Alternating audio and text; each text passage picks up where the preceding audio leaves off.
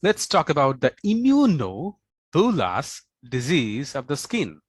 So immuno means there is formation of antibody, and this antibody leads to formation of bulla in the skin. So immunobullous disease. There are multiple conditions which are part of this syndrome or part of this spectrum. First of all, the pemphi. So the pemphis, what are the pemphis? The pemphis are pemphigus foliaceus, the most superficial form of pemphigus, pemphigus vulgaris, the classic form of pemphigus, the bullous pemphigoid, and that pemphigus gestationis. So those are the pemphis. What are the other diseases associated with the bullous lesion? Dermatitis herpetiformis, linear IgA disease, and two other conditions, epidermolysis bullosa acquisita and bullous lupus erythematosus. So all in all, about 8 conditions are part of this spectrum, immunobullous disease. I will try to talk about the most important or highlighted feature of each of these conditions.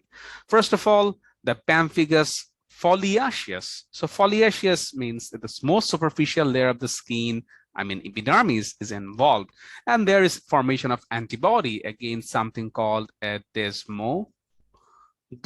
Especially the desmoglin 1 is the target of the antibody.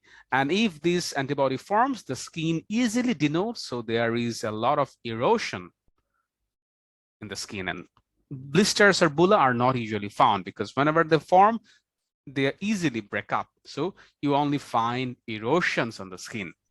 What about pemphigus vulgaris?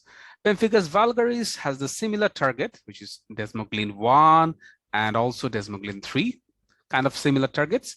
But here, there is not only involvement of the skin, but you also have involvement of your mucosal surfaces. So that is the classic feature of pemphigus vulgaris. There is involvement of the mucus, and typically the lesions in both pemphigus foliaceus and vulgaris are in the trunk. So trunk lesions, both in vulgaris and foliaceus. Then bullous pemphigoid. It is not pemphigus, this is pemphigoid. What is the target? The target is different. Here, the targets are known as proteins BP180 and BP230, which are component of hemidesmosome. Previously, in pemphigus foliaceus and vulgaris, the components were desmosomal proteins, and now the target is hemidesmosomal proteins known as BP180 and 130. And whenever those antibodies form, there is split in the dermo-epidermal junction, leading to formation of very tense bulla. Classic, very tense bulla, and it often involves limbs.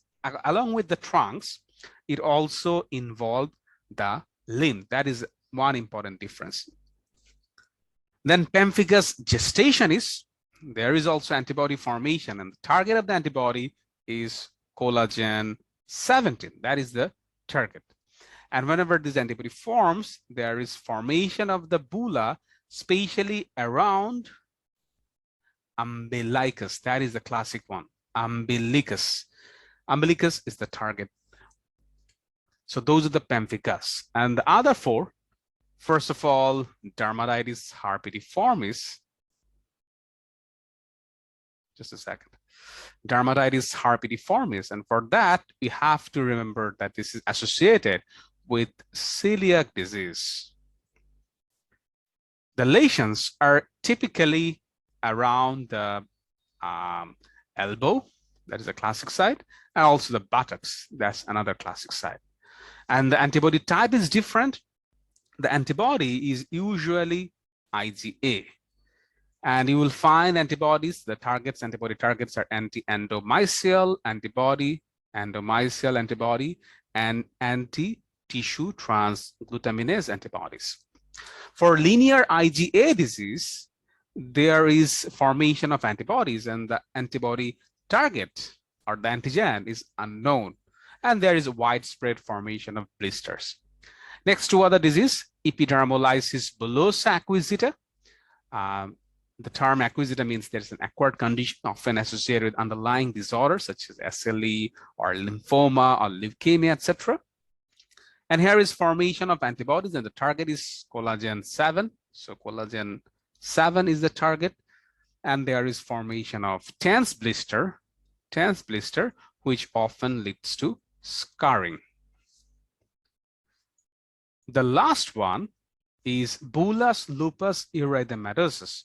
And here the target is again same, the type 7 collagen.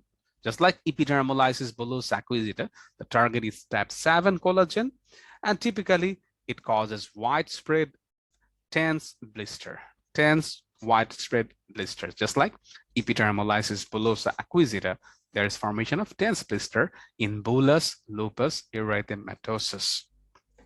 So all in all, you find most of the cases you find IgG antibodies, but IgA antibodies are found in dermatitis herpetiformis, IgA, and linear IgA disease. Those are the two conditions where is formation of IgA, but all of the other conditions leads to formation of IgG antibodies.